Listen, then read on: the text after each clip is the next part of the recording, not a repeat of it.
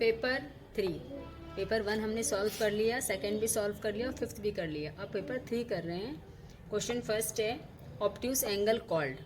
Obtuse angle आपको पता है 90 डिग्री से ज़्यादा होता है, तो ये तो ऑप्शन होगा नहीं। 60 डिग्री ये भी नहीं होगा। 180 पे तो स्ट्रेट होता है, ये भी नहीं होगा। तो कौन सा ऑप्शन बचा है? D number.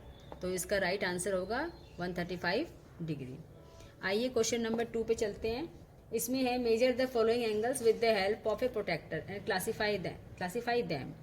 तो आपको पता है इनको नापना सिखाया है मैंने। आप यहाँ पे रख के प्रोटेक्टर और इसका मेजरमेंट कर सकते हैं, लेकिन देखने से पता लग रहा है कि 90 डिग्री सीधा होता है, ये थोड़ा बड़ा है, खुला है, तो ये ऑब्ट्यूस है, ये राइट एंगल है ही, और ये ऑक्यूट है, 90 से छोटा है। 90 होता तो स्ट्रेट लाइन आती इसकी, तो ये एक्यूट एंगल है। अब क्वेश्चन नंबर 3 है greatest number in the number. ये नंबर दिए हुए हैं, इसमें से ग्रेटेस्ट कौन सा है? तो ये नंबर तो इसमें है ही नहीं, 10,000 ये भी नहीं है, इसमें है 89,000 और 98,000।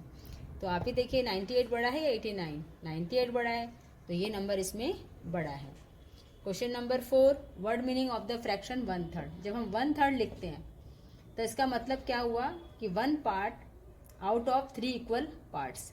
जैसे आपके एग्जाम में नंबर आते हैं 10 में से 5 या 6 में से 2 ऐसे कुछ नंबर हो, तो उसको कैसे लिखते हैं? जो जितने नंबर होते हैं वो नीचे और जितने नंबर हमने मिले हैं एग्जाम में या टेस्ट में वो ऊपर। तो इसीलिए इसका मतलब भी है 1 part out of 3 equal parts of any object. किसी पार्ट के इक्वल 3 जो पार्ट्स हैं उसका एक पार्ट है, किसमें से? 3 इक्वल पार्ट्स में से। इसलिए ये वाला ऑप्शन भी नहीं होगा, parts made up of 3 object और 3 equal parts of any object, ये अधूरा है, और नन ऑफ दिस तो मतलब ही नहीं है। ठीक है। अब क्वेश्चन नंबर 5 पे आइए। असेंडिंग ऑर्डर हमने पहले भी सीखा था, समझाया था, दोबारा एक बार फिर रिवाइज कर लेंगे। फर्स्ट क्वेश्चन लिखा हुआ है, इसमें आप देखिए यहाँ 26 है, यहाँ 37 है, यहाँ 30 है, 25 है और यहाँ 40 है। तो इसमें क्या करते हैं? असेंडिंग में छोटा नंबर लिखते हैं। सबसे छोटा कौन सा है? 25। यहाँ से 25 लिख लिया हमने, फिर 26 लिख लिया, फिर 30 लिख दिया, इसके बाद 37 यहाँ से लिख लिया, और लास्ट में क्या बचा? 40 वो लिख दिया।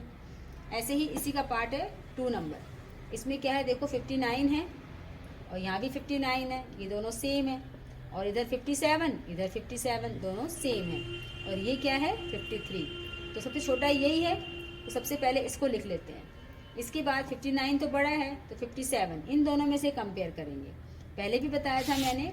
अब दोनों सेम है तो 100 की प्लेस देखिए, यहाँ पे 0 है, यहाँ पे 9 है, तो ये बड़ा है, तो ये क्या आएगा? बाद में आएगा, पहले ये नंबर आ जाएगा और फिर इसके बाद ये आ जाएगा। ऐसे ही ये 2 नंबर देखिए आप, 59 100 की प्लेस पे 3 है और यहाँ पे 9 है, तो ये बड़ा है, तो पहले कौन सा आएगा? ये वाला, और फिर लास्ट में जो बचा हुआ है वो आ जाएगा। ऐसे ही लास्ट वाला देखिए, 4 नंबर दिए हुए हैं, ऐसे दिए हुए हैं, इसके ही 5 नंबर हैं। तो देखिए ये तीनों नंबर सेम है, 74। अब इसमें ढूंढेंगे कैसे? 100 की प्लेस देखो, यहाँ भी 4 है, यहाँ भी 4 है, यहाँ 3 है। तो सबसे पहले तो आप देखो कि ये छोटा है, इसको लिख लिया हमने, क्योंकि 3 नंबर 74 की है और 77 तो बड़ा है, उसको बाद में देखेंगे। पहले इन तीनों में देखिए, इन तीनों में सबसे छोटा ये वाला है, तो इसको पहले लिख दिया। अब इन दोनों में देखिए, यहाँ पे 100 की प्लेस पे 4 है और यहाँ पे भी 4 है, तो अब कौन सा देखेंगे हम? टेंस वाली प्लेस। यहाँ पे 4 है और यहाँ पे 3 है, तो इसको पहले लेंगे क्योंकि 4 तो 3 से बड़ा है, इसको लिख दिया हमने। फिर इसके बाद ये वाला नंबर एज इट इज आ गया। अब इन दोनों में कंपेयर करेंगे, सिंपल है, यहाँ 77 यहाँ भी 77, लेकिन यहाँ 4 है, यहाँ पे 5 है, तो 4 पहले लिख लेंगे और लास्ट वाला बाद में। तो क्वेश्चन 5 तक सॉल्व हो गया। अब क्वेश्चन 6 पे आइए, उसका पार्ट 1 है। क्वेश्चन 6 में है सॉल्व द फॉलोइंग क्वेश्चंस। तो इसमें क्लोथ रिक्वायर्ड, इसमें क्लोथ चाहिए, एक क्लोथ का प्राइस दिया हुआ है, तो टू शर्ट्स बनेंगी, उसमें कितना क्या चाहिएगा, रिक्वायरमेंट होगी, उसके बारे में देखिए। Saraswati needs 1 1/4 metre of cloth to make a shirt के लिए क्लोथ चाहिए इतना मीटर। तो 2 शर्ट्स बनाने के लिए कितना चाहिएगा, उसका डबल, तो हमने उसको प्लस लगा के सेम नंबर लिख दिया, इतना मीटर हो गया। अब ये 1 और ये 1 दोनों को अलग कर दिया, एक तरफ लिख लिया ताकि ऐड करने में आसानी हो, और ये 1/4 को साइड में लिख दिया। आपको पता है एडिशन में आगे पीछे कैसे भी ऐड करो कोई फर्क नहीं पड़ता, चाहे 4 + 7 करो या 7 + 4 करो, दोनों का आंसर सेम आएगा। इसीलिए मैंने इसको लिख दिया। इन दोनों को प्लस किया तो 2 आ गया, और इन दोनों को प्लस करेंगे तो आपको पता है नीचे दोनों का डिनोमिनेटर सेम होने से हम क्या करते हैं, एक उसका ऊपर का नंबर डायरेक्ट ऐड हो जाते हैं। तो 1 1 2 हो गए और 4 का 4 आ गया। अब 2 प्लस साइन लगा दिया, ये 2 की टेबल से कट गया, 2 1 जा 2 और 2 2 जा 4, तो 1.5 आ गया। अब इसको हम कैसे लिख सकते हैं, 2.5 मीटर। तो 2 शर्ट्स के लिए कितना चाहिए, क्लोज कितना चाहिए हमको, 2.5 मीटर क्लोज इसके लिए रिक्वायरमेंट होगी, है ना, आसान से। अब आ जाओ क्वेश्चन नंबर 6 का ही second part. 17 kg wheat was divided equally among 4 families। ठीक है, वेट कितना है 17 kg और फैमिली कितनी है 4 है। तो इक्वली डिस्ट्रीब्यूशन करना है इसका। जैसा बताया था मैंने, जो चीज़ बटने वाली है वो ऊपर और जिसमें बटनी है वो नीचे। तो इसको डिवाइड कर दिया तो 1 आ गया। तो कैसे लिखेंगे, 4 का यहाँ 4 आ गया और 1 और ये वाला 4 नीचे। तो एक एक फैमिली को कितना मिलेगा, 4 1.5 4 kg इच फैमिली को हमको क्या मिलेगा, वेट मिलेगा। अब क्वेश्चन नंबर 7, ये तो बहुत बार कर लिया, बहुत ही इजी है, फिर भी बता दिया। डेविएशन ऑफ 9 तो -1 और डेविएशन ऑफ 13 तो +3 और डेविएशन ऑफ 19 तो +9 है, क्योंकि हम 10 को बेस लेके चलते हैं, 10 को बेस लेके चलते हैं। ऐसे ही क्वेश्चन नंबर 8 है। तो Mohan has ₹10,000, he bought wheat for 4,500 और राइस इतने रुपए का ले रहा है। मोहन के पास कितने रुपीज हैं, 10,000 है। उसमें से स्पेंड मनी कितने रुपए खर्च किया उसने वीट पे, 4,500। और ये आपको पता ही है, जो डैश लगा होता है इसका मतलब है सेम लैंग्वेज नीचे लिखी हुई है। मनी फॉर राइस इतने रुपए खर्च किए, दोनों को हमने ऐड कर दिया, सिंपल ऐड है। तो कितने आ गए, 6,100। अब मनी कितनी थी उसके पास, 10,000। 10,000 में से ये वाली मनी लेस कर देंगे तो बचे हुए अमाउंट, उसका जो पैसे हैं वो आ जाएंगे, मनी उसके अमाउंट जो है वो आ जाएगा। तो कितने रुपए बच गए उसके पास खर्चा करने के बाद, 3,900। अब क्वेश्चन नंबर 9 करेंगे। ओमकार हैज 400 रुपीज और एक कॉस्ट ऑफ क्लॉथ 30 पर मीटर। इतने रुपए मीटर का क्लॉथ लेना है, लेकिन उसके पास 400 रुपीज है। तो 1 मीटर के 30 रुपीज चाहिए। तो 400 रुपीज में कितना मीटर चाहिएगा, तो डिवाइड करेंगे तो कितना मीटर आया, 13 और बचा कितना, 10। तो जो रिमाइंडर बचा वो क्या हुआ, रुपीज हुआ।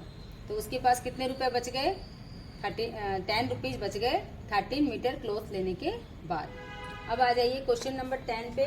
इसमें भी कॉमन फैक्टर निकालना है हमको, जैसे पहले हमने किया था, मेजरमेंट का सम्स था कि कौन सा हाईएस्ट कॉमन वो लें ताकि अच्छे से मेजरमेंट हो जाए, एग्जैक्टली मेजरमेंट हो जाए।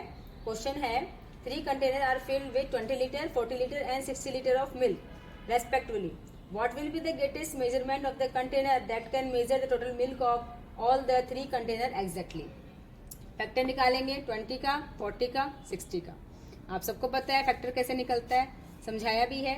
फैक्टर में मतलब है कि वो उस टेबल से पूरा पूरा उसका भाग जाना चाहिए, रिमाइंडर नहीं बचना चाहिए। तो 1 तो होता ही है, और जो नंबर इटसेल्फ होता है वो भी होता है सबका। तो 1 लिख दिया, 20 लिख दिया।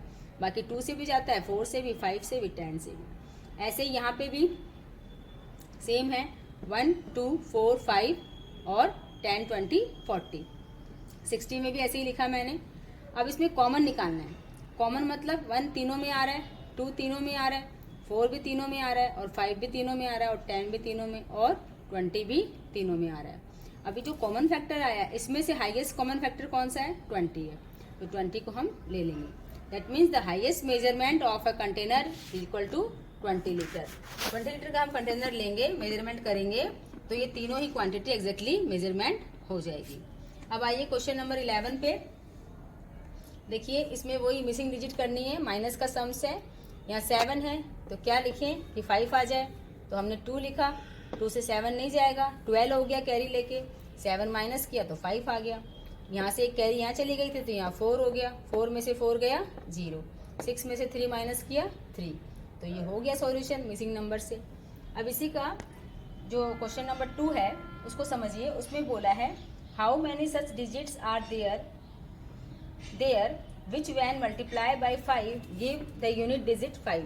पहले भी हमने ये वाले सम्स किए थे कि किस तरह से हम डिजिट को मल्टीप्लाई करें कि उसकी जो ये फर्स्ट डिजिट है वो 5 आ जाए। तो 1 को अगर हम 5 से करते हैं तब भी 5 आता है, 3 को अगर हम 5 से करते हैं तो 15 आता है, 5 को 5 से करते हैं 25, 7 को 5 से करते हैं 35, 9 को 5 से करते हैं 45। मतलब सब में ही जो यूनिट प्लेस है इसकी वंस की जो डिजिट वंस की जो प्लेस है वो सब में 5 5 आ रही है।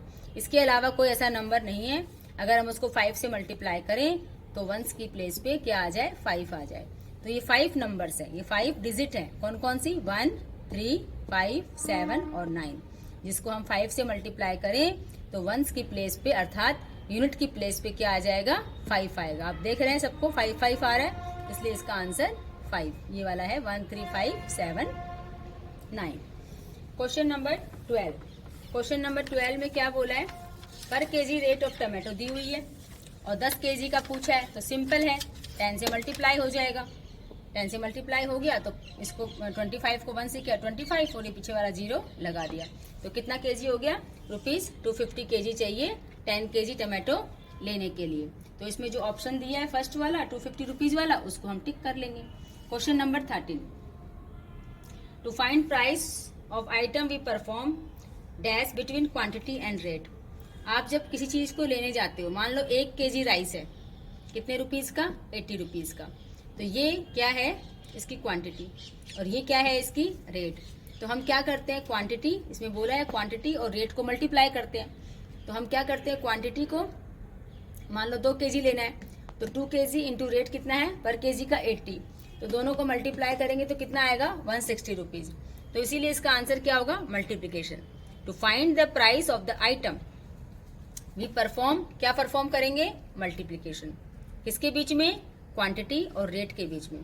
तो क्या आ जाएगा, प्राइस आ जाएगा आइटम का, कि ये आइटम इतने रुपीज का आया है। ये समझ में आ गया होगा आपको। Question number 14, convert the following hours into minutes. इनको मिनट्स में कन्वर्ट करना है। जैसा पहले भी सीखा था हमने, ये हावर्स है और ये मिनट्स है। 1 हावर में कितने मिनट, 60 मिनट। 1/4 में कितने होंगे, सेम डिवाइड कर देंगे 60 से 4 को, तो कितने मिनट, 15 मिनट्स। तो दोनों को मिलाएंगे, मतलब ऐड करेंगे, इसका था 60 और इसका था 15, दोनों को प्लस किया तो 75। कितने मिनट हो गए, 75, मैंने ऊपर लिख दिया। ऐसे ही सेम है 2 and 1.5 आवर। 2 मतलब 2 को 60 से मल्टीप्लाई करेंगे तो 120, और फिर हाफ का मतलब 60 का हाफ मतलब 30, दोनों को प्लस किया, सिंपल 150 मिनट आ गए। तो इसका आंसर मैंने क्या लिखा, 150। इसी का थर्ड पार्ट है 5 3/4 हावर्स। इसको किस में कन्वर्ट करना है, मिनट्स में। तो वही 5 को सिंपल 60 से मल्टीप्लाई किया तो कितने मिनट आ गए, 300 मिनट्स आ गए। अब 3/4 किसका निकालना है, 60 का। 3/4 लिखेंगे इंटू 60 लिखेंगे, तो आप 4 के टेबल से इसको काट सकते हैं। 4 1 जा 4 और 4 5 जा 20, तो 15 आ गए। अब क्या करेंगे, देखो यहाँ इस तरह से भी लिख सकते हो आप, इस तरह से भी लिख सकते हो, दोनों का मतलब एक ही है। तो फिर 3 ऊपर 3 है और ये 50, दोनों को मल्टीप्लाई किया तो कितना आ गया, 45। तो पहले कितना आया था, 300, 5 घंटे का कितना आया था, 300, और ये जो 3/4 है इसका कितना मिनट आ गए, 45। तो 300 और 45 को प्लस करेंगे तो 345 मिनट्स। तो 5 3/4 हावर्स का मतलब है 345 मिनट्स। तो ये सिंपली हो गया, ऐसे अपन करना होगा, क्योंकि हमें ये पता है कि 1 घंटे का मतलब 60 मिनट, और जितना उसका पोर्शन दिया रहेगा उसको 4 से डिवाइड कर देंगे। अगर ऊपर कुछ है तो उसको उससे मल्टीप्लाई कर देंगे। ऐसा ही इसमें हमने किया है। अब क्वेश्चन नंबर 15 देखिए, आपकी बुक में ही है डेस्क वर्क में, कि वेट दिया हुआ है 5 केजी का। कितना है, weight of the packet 5 KG 47 ग्राम, और weight of the box 3 KG 690 ग्राम। तो extra weight of the packet ये पूछा है, तो माइनस करेंगे। किसी चीज का पैकेट का बॉक्स के साथ वेट दिया हुआ है तो उसमें से बॉक्स का वेट अगर माइनस कर देंगे तो पैकेट का वेट आ जाएगा। तो extra weight of the packet कितना है, 1 केजी 780। कैसे माइनस किया ये देख लीजिए, 0 में से 0, यहाँ 7 में से 9 नहीं जाएगा, है ना, क्योंकि नीचे बड़ा नंबर है ऊपर छोटा नंबर है। तो हमने इसे कैरी लिया तो 17 हो गए, 17 में से 9 गए तो 8, और यहाँ पे क्या हो गया 3, लेकिन 3 में से फिर 6 नहीं, 3 जो बचा इसमें 13 में से 6 नहीं जाएगा, तो फिर हमने इससे कैरी लिया तो कितने हो गए 13 में से फिर क्या करेंगे 6 माइनस किए तो 7, और यहाँ क्या बच गया 4 में 3 गए तो 1, तो हमारे पास क्या बच गया 1 केजी 780 ग्राम्स। इस तरह से आप इसको सॉल्व कर सकते हैं। इजीली सॉल्व हो गया। केजी से केजी लिख दो साइड में और ग्राम में ग्राम लिख दो।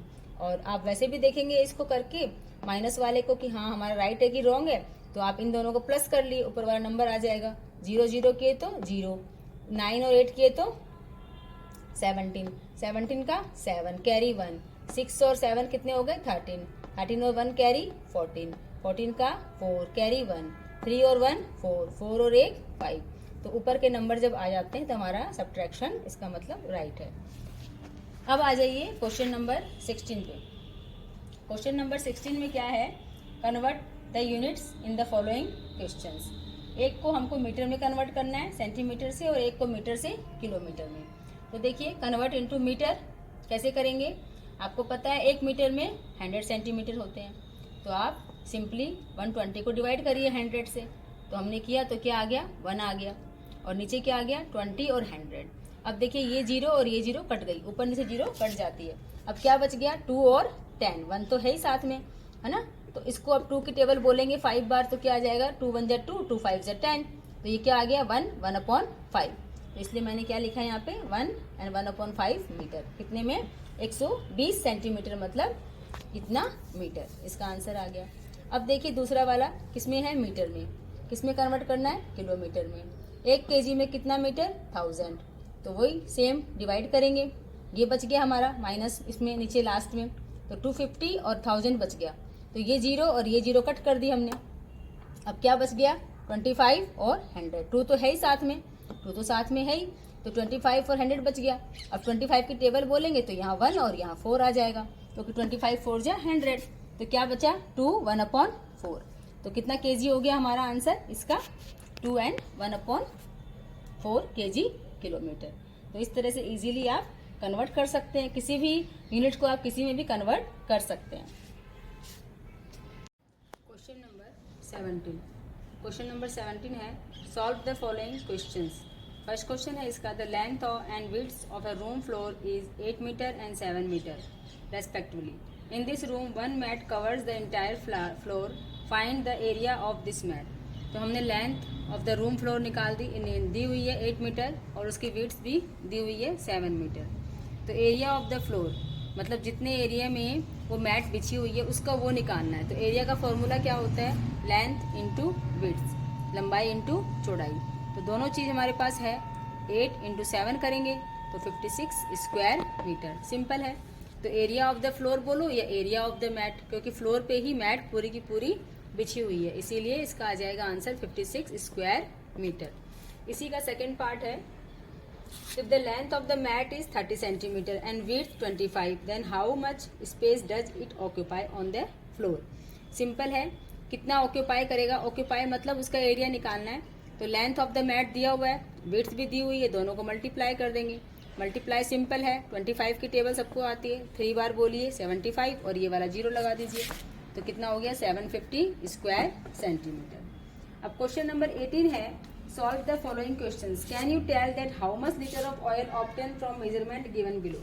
देखो आपकी बुक में भी था ये कि मेजरमेंट दिया हुआ है और ये ऐसे मेजरिंग कप दिए हुए हैं, और इससे आपको देखना पड़ेगा ये कितने का है 500 का और ये कितने का है 100 ml का। दोनों को प्लस करिए तो कितना ml हो गए 600 ml।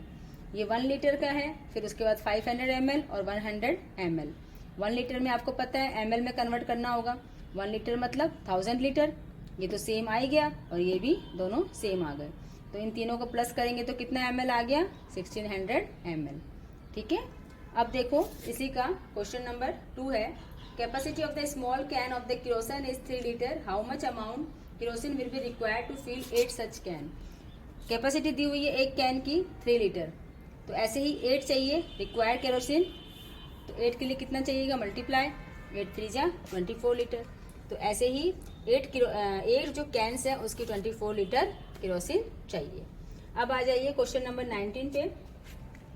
इसमें बोला है रॉन्ग टर्म निकालिए। ये पैटर्न दिया हुआ है 3, 8, 13, 17 और 23। तो इसका रॉन्ग टर्म निकालना है। कैसे पता लगेगा, हमें देख रहे हैं पैटर्न को कि 3 के संग 5 प्लस कर रहे हैं 8 आ रहा है, फिर 8 के संग 5 प्लस कर रहे हैं 13 आ रहा है, 13 में फिर प्लस 5 करेंगे तो 18 आएगा, लेकिन 18 की जगह यहाँ 17 है, इसलिए ये रॉन्ग पैटर्न है। और देखिए फिर 18 में +5 करेंगे तो 23 आएगा। तो हमारा पैटर्न बिल्कुल 5 का ऐड करके चल रहा है, लेकिन यहाँ पे 17 लिखा हुआ है, 18 होना चाहिए था, तो यही हमारा रॉन्ग टर्म है। ठीक है, तो इसको फाइंड कर देंगे। Wrong term is 17 here. Question number 20 देखिए, एरो पहले कहाँ जा रहा है, नीचे से फिर इस साइड आ रहा है। तो अब इस साइड आने के बाद कहाँ जाएगा, ऊपर। ये देखिए इस तरफ है, फिर नीचे आ गया, फिर इस साइड।